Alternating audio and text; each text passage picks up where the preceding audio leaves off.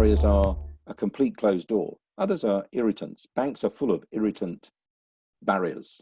The process of filling up forms. You open an account, you have an account with them for years, you want to open another account, they treat you as though you're a new customer. You've got to fill all these things up. This is what the rules say. I'm thinking, actually, it isn't what the rules say. There is no regulator says to any bank, you must make it difficult for your customers to do business with you. But that's what actually happens. It kills me in the US when you go to the doctor's office. Every time I go in, they give me a whole set of forms to fill out. And on every page, you have to fill out your name, your address, your date of birth, and so on. And I thought, well, why? You know that. Like, print the forms with all that already in there, but they never do it, and it's unbelievable. And remember when Citibank had the one-time application? Mm-hmm. You remember that? So they had it was a very long, detailed application, but they guaranteed you that you would fill out an application only once with Citibank. And anytime you needed a future product, they would just verify that everything was the same and update anything that changed. But you never had to fill out an application again. No, I just find it amazing that those problems still exist. Exactly.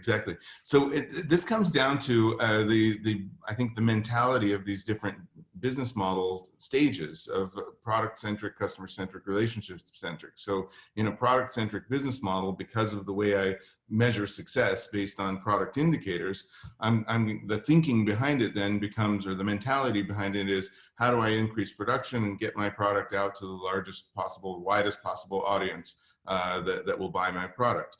In customer-centric, the thinking is dramatically different. It's what is my customer trying to achieve, and how do I help him or her to achieve that goal? And that's just night and day. And if you haven't changed the org structure and the management model and the performance metrics, it's almost impossible to make that shift.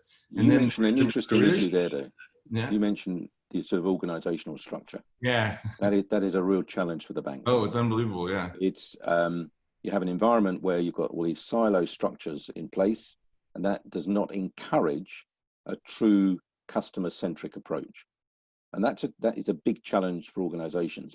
But having said that, you sort of understand it, because in a way, if you're a senior person in those organizations, you're not necessarily going to vote to do away with your own job.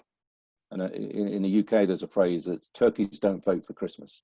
Mm-hmm. Christmas is not a good time for a turkey. It's at Christmas time.